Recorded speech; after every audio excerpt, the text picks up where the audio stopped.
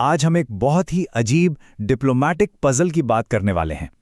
सोचिए, एक देश दोस्ती का हाथ बढ़ा रहा है और जवाब में सामने से दरवाजा जोर से बंद कर दिया जाता है।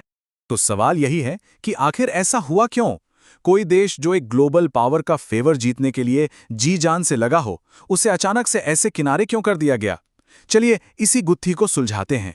जरा इस कॉन्ट्रास्ट को देखिए। एक तरफ पाकिस्तान जो तारीफें कर रहा है, डिप्लोमैटिक बातचीत कर रहा है और स्ट्रेटेजिक डील्स ऑफर कर रहा है, और दूसरी तरफ अमेरिका का जवाब, वीजा पर अनिश्चित काल के लिए रोक। मतलब बिल्कुल आमने सामने। तो चलिए कहानी के पहले हिस्से में चलते हैं और देखते हैं कि पाकिस्तान ने अमेरिका के साथ अपने रिश्ते सुधारने के लिए क्या-क्या जोर लगाया। देखिए, इस्लामाबाद ने एक पूरी स्ट्रैटेजी बनाई थी। आर्मी चीफ आसिम मुनीर से लेकर प्राइम मिनिस्टर शहबाज शरीफ तक सभी बड़े नेता पब्लिक में अमेरिका की तारीफ कर रहे थे। पर्दे के पीछे डिप्लोमैटिक चैनल खुले हुए थे और इकोनॉमिक कॉपरेशन के मौके भी दिखाए जा रहे थे। मतलब मैसेज बिल्कुल क्लियर था। पाकिस्तान किसी भी तरह से वॉशिंगटन का भरोसा फिर से जीतना चाहता था और उसके साथ अपने रिश्ते पटरी पर लाना चाहता था। और यहीं पर कहानी में आता है एक बड़ा ट्विस्ट। पाकिस्तान की सारी कोशिशें एक बहुत ही सख्त पॉलिसी से जाकर टकरा जाती हैं। लेकिन जो सबसे हैरान करने वाली बात है ना, वो है इसकी टाइमिंग।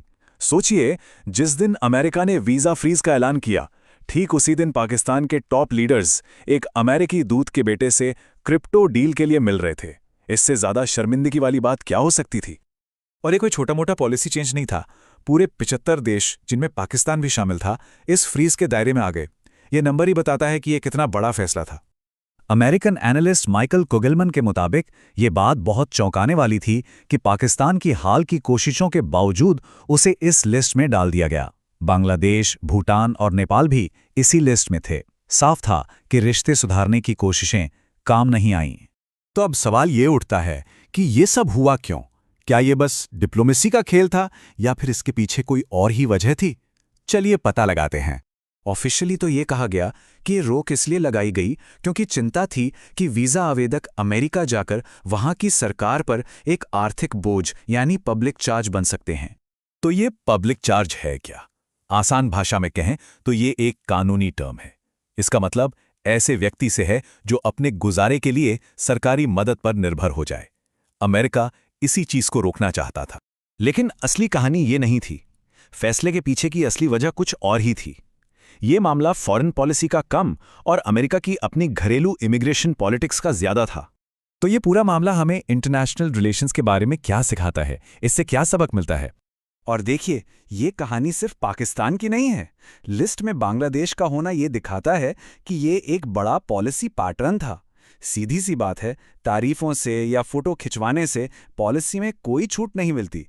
जब बात घरेलू प्राथमिकताओं की आती है तो बाकी सब पीछे रह जाता है। तो फिर इस पूरी कहानी से हमें क्या समझना चाहिए?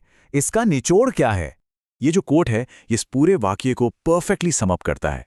यह हमें याद दिलाता है कि उस समय की अमेरिकी राजनीति में लॉयल्टी की कोई गारंटी नहीं थी। सारी डील्स शर्तों पर टिकी थीं और घरेलू राजनीति फॉरेन पॉलिसी पर कभी भी भारी पड़ सकती थी।